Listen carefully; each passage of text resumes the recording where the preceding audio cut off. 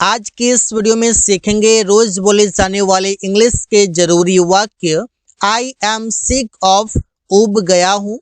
I am dedicated to, समर्पित हूँ। इसी तरीके से कई सारे ऐसे वाक्य हैं जो आज की इस वीडियो में सीखने वाले हैं, जिसका प्रयोग डेली बोलचाल में काफी ज्यादा होता है। Use of I am dedicated to, और इसका मतलब है समर्पित हूँ। किसी काम के प्रति समर्पित होना, किसी व्यक्ति के लिए समर्पित होना, इस तरीके से आप बोल सकते हैं। जैसे रवि भक्ति में समर्पित है। Ravi is dedicated to devotion. तुम लोग उस काम में समर्पित हो, उस काम के प्रति समर्पित हो। You are dedicated to that work. मैं अपने कर्तव्य में समर्पित हूँ। I am dedicated to my duty. मैं आपको अंग्रेजी सिखाने में समर्पित हूँ। I am dedicated to teaching you English. तो डेडिकेटेड टू के बाद आप कोई नाउन प्रयोग कर सकते हैं, और अगर नाउन नहीं आया तो अगर वर्ब आएगा तो वर्ब में आप वी फॉर प्रयोग करेंगे, जैसे कि टीचिंग, इस तरीके से। तो डेडिकेटेड टू के बाद वी फॉर आता है, और इसका मतलब है किसी चीजों में समर्पित होना, किसी व्यक्ति में समर्पित होना, भगवान के प्रति समर्पित होना, इस तरीके से। आई एम ग्रेटफुल टू, इसका मतलब है आभारी हूं किसी भी व्यक्ति का, जैसे वो इस काम के लिए आभारी है। He is grateful to this work. वे लोग रवि का आभारी हैं। They are grateful to Ravi. हम लोग ऐसे विचारों का आभारी हैं। We are grateful to such opinions. मैं आपका आभारी हूँ। इस तरीके से सेंटेंसेस कई बार आपने देखा होगा, कई बार आपने सुना होगा कि मैं आपका आभारी हूँ, तो I am grateful to you. तो इस तरीके से कई सारे सेंटेंसेस बनाए जाते हैं।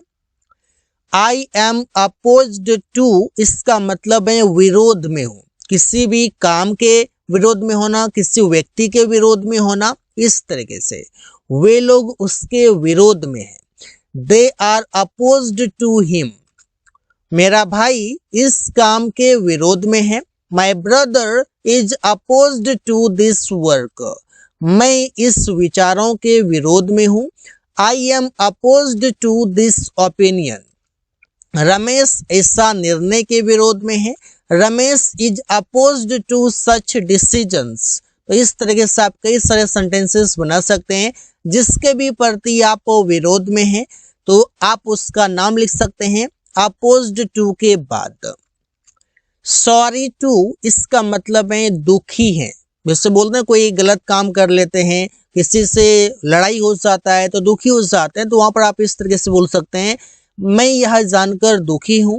अब इसमें कोई सेंटेंस आप जोड़ेंगे तो आप इससे क्लैरिफाई कर पाएंगे, जिससे कि समझ सकते हैं कि किसी का दुर्घटना हो गया। अब बोल सकते हैं मैं यह जानकर दुखी हूँ। किसी का मृत्यु हो गया तो आप वहां पर बोल सकते हैं मैं यह जानकर दुखी हूँ। तो सेंटेंस बोल सकते हैं I am sorry to know it. वो आपको तंग करके दुखी है। He is sorry to disturb you. वे लोग मैच हारकर दुखी हैं। They are sorry to get loss the match. तो इस तरीके से आप सेंटेंसेस बना सकते हैं। आप चाहे तो इस गेट को हटा सकते हैं। They are sorry to loss the match, ऐसे भी बोल सकते हैं।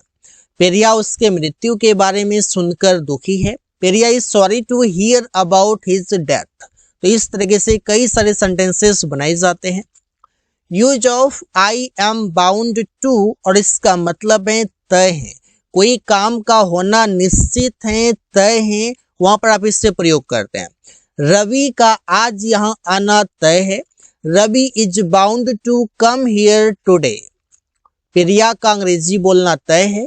प्रिया is bound to speak English. मेरा वहां जाना तय है। I am bound to go there. उन लोगों को मैच जीतना तय है।